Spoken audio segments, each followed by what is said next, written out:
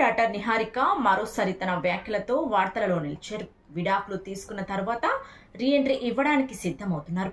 వరుస సినిమాలతో పాటు పలు షోలకు హోస్ట్గా వ్యవహరిస్తూనే చెఫ్ మంత్ర అంటూ యూట్యూబ్ ఛానల్లో సందడి చేస్తున్నారు.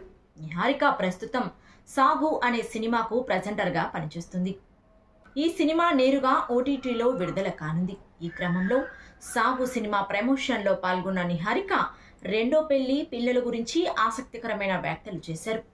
సాగు సినిమా ప్రమోషన్లో భాగంగా ఓ ఇంటర్వ్యూలో నిహారిక మాట్లాడుతూ నాకు పిల్లలంటే చాలా ఇష్టమని తెలిపారు.